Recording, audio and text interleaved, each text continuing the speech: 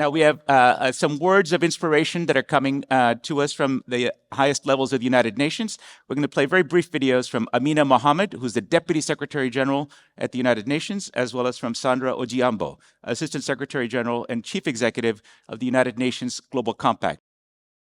Excellencies, partners, and friends, as we come together for Sustainability Week Africa 2024, I want to begin by echoing the words of the UN Secretary General. I quote, "We need a surge in investment to deliver sustainable development for all." End quote. Nowhere is this truer than in Africa, where the stakes are high, but the opportunities are also vast.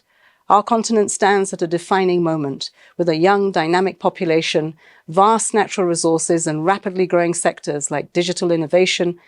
Africa has the potential to lead this century. But the challenges are undeniable. Climate change is hitting Africa harder than almost anywhere else, even though we contribute less than 4% to global emissions. Today, 270 million of our people face food insecurity, exacerbated by severe droughts and devastating floods in the Sahel and southern Africa. Additionally, 600 million Africans still lack access to electricity, holding back both social and economic progress. These crises are intertwined and urgent, but the solutions are within our reach. We see progress. Kenya's investment in renewable energy has brought electricity to 75% of its population. The Great Green Wall is restoring degraded lands across the Sahel, turning barren landscapes into productive ecosystems. But these efforts, as encouraging as they are just not enough. We face a $50 billion annual financing gap for climate adaptation, and we need to scale up renewable energy investments to ensure every corner of Africa benefits from the transition to clean energy. Friends, to unlock this potential and close the SDG financing gap, we must reform our outdated international financial architecture. This is crucial to providing Africa with the fiscal space that is needed to invest in climate resilience, infrastructure, and sustainable development. We must also prioritize debt restructuring and enhance domestic revenue mobilization, empowering our governments to take control of their development pathways. Last month's Summit of the Future saw world leaders come together to adopt the Pact for the Future and agree on a step change in financing for the SDGs, including through the SDG stimulus. This includes reaching official development assistance targets, encouraging private sector investment, mobilizing domestic resources, and promoting inclusive and effective international tax cooperation to get our global goals all back on track, especially for Africa. The United Nations stands with Africa as a steadfast partner on this journey.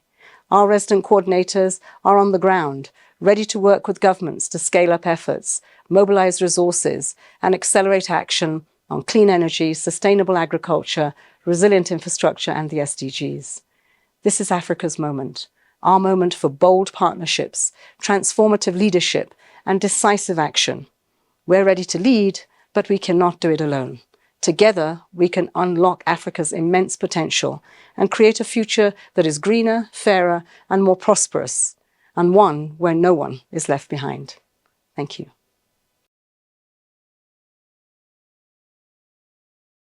Business leaders, colleagues, distinguished guests, it's my pleasure to join you today, and I'd like to thank The Economist for bringing us all together this week.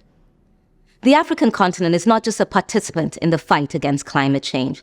The continent's growing population, biodiverse landscapes, growing technology and renewable energy economies make it so central to the global solution. The African private sector and its leadership is key to the green energy transition. By prioritizing renewables and green infrastructure, we can all increase our own business competitiveness and build a more sustainable and inclusive economy. We know that business leaders around the world, including those on the African continent, are facing enormous pressures given today's shifting economic, social, and environmental landscape.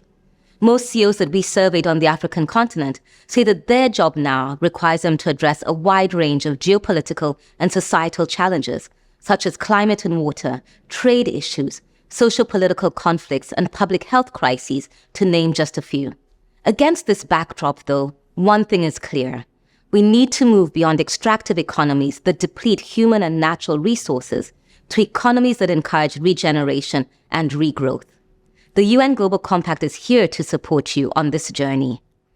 Founded in the year 2000 by the late UN Secretary General Kofi Annan, we work with businesses, governments, and civil society to advance the Sustainable Development Goals and the African Union's Agenda 2063. We currently have 10 country networks in Africa, a regional hub in Abuja, and further plans to expand our presence on the continent.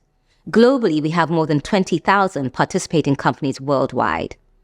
Our Africa strategy helps to shape our programs to ensure that they resonate with the realities, priorities, and opportunities of African companies of all sizes across sectors and industries. We've designed our Forward Faster initiative to support business leaders in areas where the private sector is best equipped to scale sustainable business and sustainable development.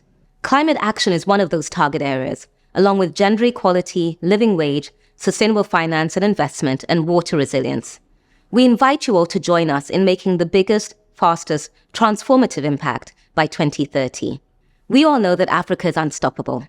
African companies are well positioned to lead the green energy revolution, inspiring transformative action across the continent and worldwide.